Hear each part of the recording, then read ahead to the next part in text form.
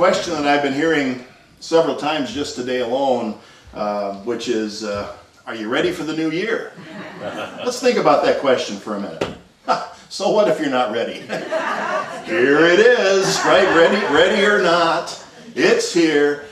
It's January, another one of those months named after a Roman god that nobody believes in anymore, right? Another god that nobody believes in anymore. The Roman god Janus, the god of new beginnings, a god that nobody believes in, and yet the mythology and the stories are still with us because we named this month after him. And January is the month of new beginnings, and there he is, Janus, depicted as a two-faced god. You can call a god two-faced, I guess, but don't try calling someone else two-faced, because that's an insult today, isn't it, to call someone two-faced? It's practical, though, because he has one face looking forward to new beginnings, and another face that's looking backwards. And it presents us with a bit of a paradox, because we know that you can't move forward if we cling to the past and keep looking at the past, and yet we have to remember the past if we're going to learn from our experiences and carry that learning forward and stop making the same mistakes over and over and over again. And then we add to the confusion by talking about the power of now. Thank you very much, Eckhart Tolle. Forget about the past, stop looking to the future, and just live in the now moment. I remember back when that book, The Power of Now by Eckhart Tolle, was so popular, there were always some people then who would take an idea to ridiculous extremes. I knew one person who was so taken with the idea of living in the now that they did nothing when they lost their job. Ended up in foreclosure and bankruptcy. A sad but all too common example of something that we call metaphysical malpractice. Taking what is a basically good idea and taking it too far. That's what can happen when we turn ideas into platitudes. When we take something that has some depth and some complexity and some nuance and we try to make it into a sound bite, a platitude. The truth is that we need to be taking all three into account: past, present, and future. If we become attached to one at the expense of the other two, that's a recipe for trouble. We need to be able to dance with all three. We want to keep moving forward, which means we anticipate change. We know that it's inevitable. We're open to learning new things. We learn the lessons of history and the past as we move forward. And so for me, January has always been about new beginnings and getting clear on our intentions for the year. That was a big part of the white stone ceremony that Karen just led us in. And it was also a theme of our burning bowl ceremony last Sunday, where we were going to release the past and become intentional about the future. And of course, all of those things take place in the present moment. But as soon as you've gotten through this present moment, the present moment becomes the past, right? It's a continuum, it's a cycle, it's a dynamic thing. It's a dynamic thing. So January is the month where I like to think about dynamic new ideas. And starting today, we're going to be looking at some new ideas about something that is very old: Buddhism. Just last August, this book came out, caught my eye, called Why Buddhism is True by Robert Wright. The subtitle over there says, The Science and Philosophy of Meditation and Enlightenment. Now, one of the things that many people, including me, find very attractive about unity is that we get to study and adapt the practices of other traditions. We welcome that.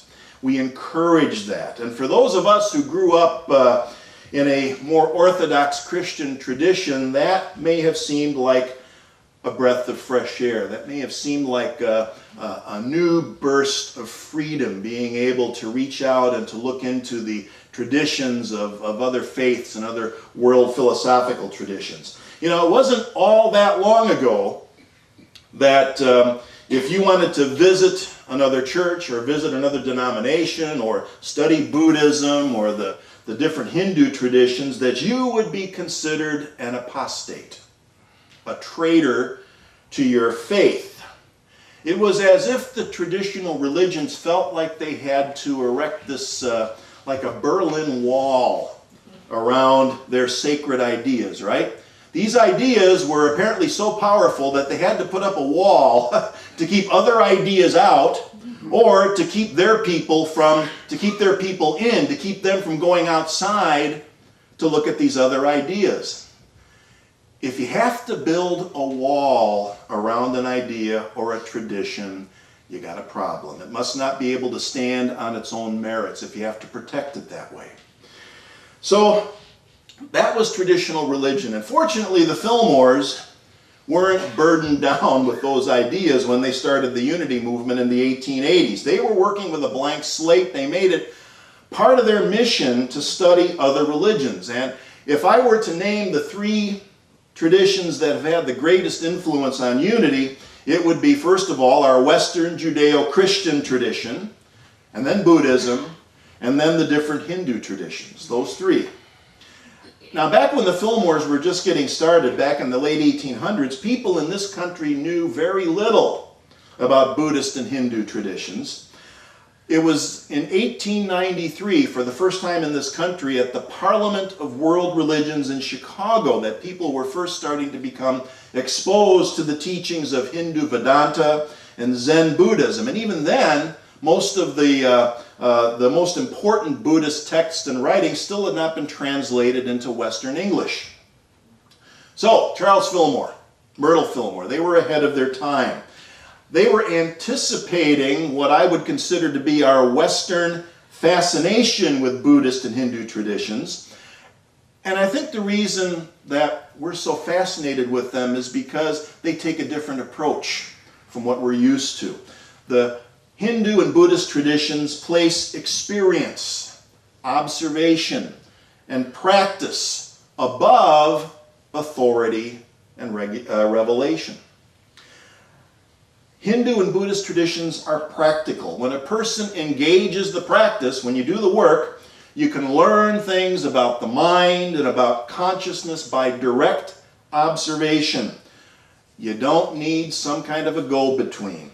You don't have to rely on faith. You don't have to rely on some human authority who says, believe me because I'm wearing these robes and have this credential or whatever it is. You don't have to believe in special, divine, supernatural revelations. Judaism, Christianity, Islam didn't offer this kind of freedom. And of course, yes, you can find some wonderful mystical traditions within Christianity and Islam and Judaism. Meister Eckhart and different people, Sufi mystics, who were often persecuted as heretics for daring to break away from the authoritarian and revealed truths of those religions. Hindu and Buddhist traditions didn't have that problem. They didn't insist on a creator God entity. In fact, Buddhism is considered to be non-theistic. No personal God entities are required.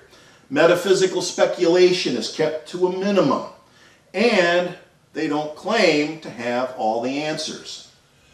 That's a big one. And Charles Fillmore agreed. Truth is too big to be contained in the teachings of just one single religion. And yet, that's what a lot of the Orthodox traditional religions claim, that theirs is the only path to God, and theirs is the only container of eternal truth. And how did they know that this was true? Because their holy books tell them that it's true. And who wrote their holy books? Well, they did. You see how that works? How convenient. I like to use the example of the napkin religion. I call it the napkin religion. Anyone ever heard of it? The napkin religion is the one true religion, because it says so right here on this napkin. Seems legit, right? That's how it works. Another example for this is circular reasoning or circular logic, where you simply assume the truth of whatever proposition you want to end up with, and that's how it goes. Truth needs to stand on its own merits, instead of on a claim of special authority or secret revelation from a supernatural source.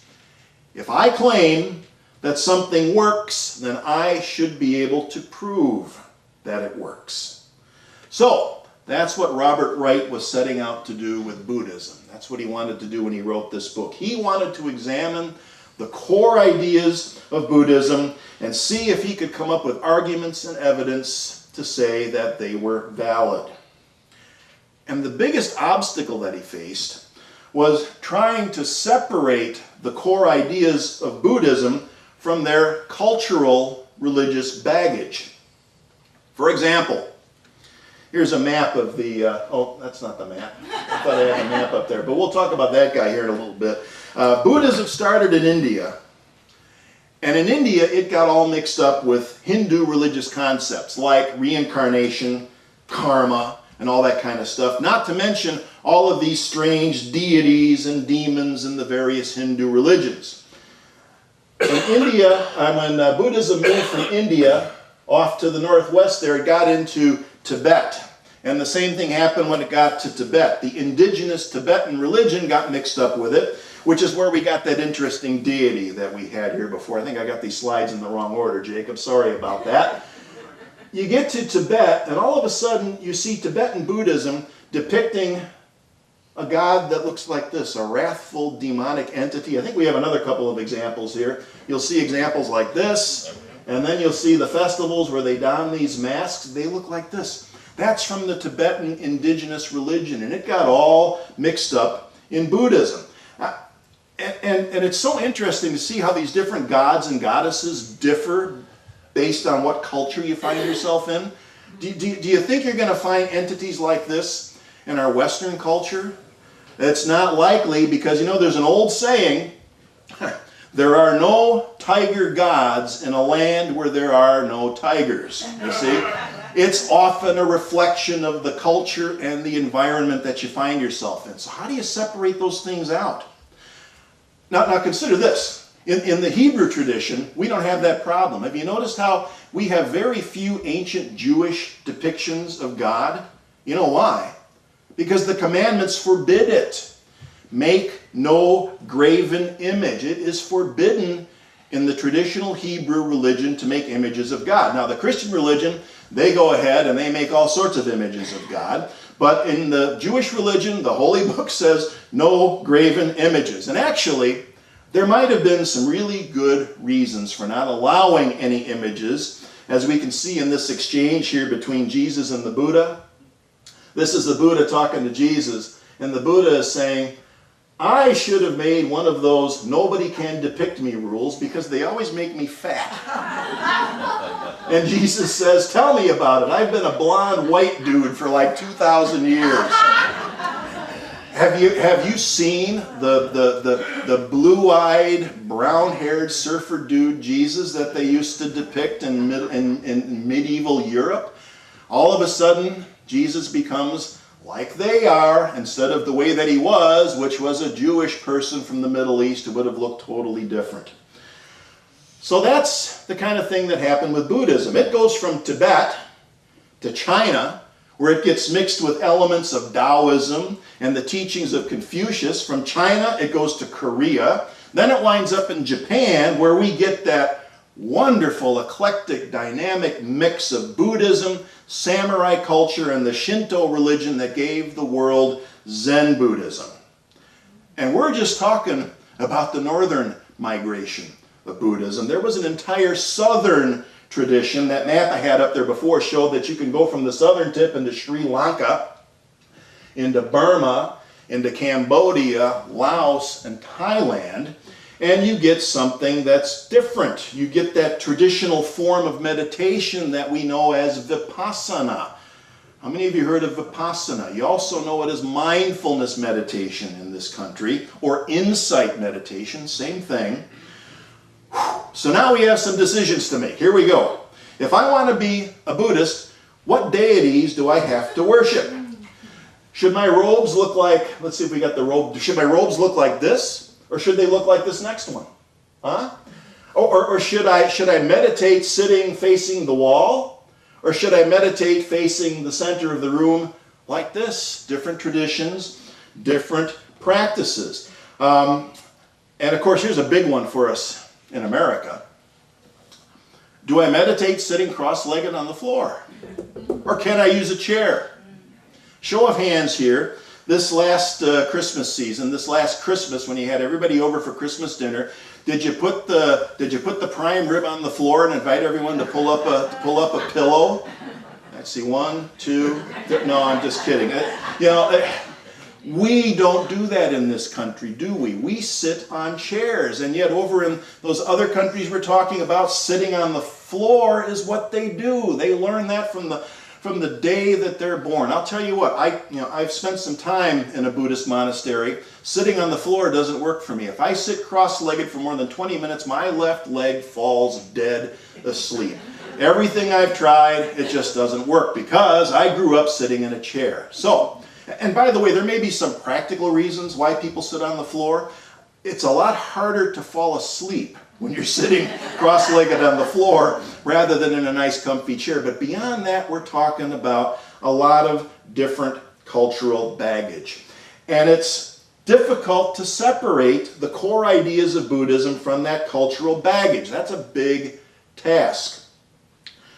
Robert Wright approaches the task with respect and with diligence and with great patience. And I think he successfully manages to separate out some of the core ideas. He doesn't claim that he's done a complete job here, but he separates out certain core ideas from the cultural trappings and gives us a form of Western Buddhism where we can actually find it to be practical and also find it to be valid. So, come back next week and we'll start to unpack those core ideas, and we'll get to see whether they do indeed provide an accurate diagnosis of the human condition and whether they give us practical things that we can do about it. And you can begin to decide for yourselves whether they are practical and true or not. See you then.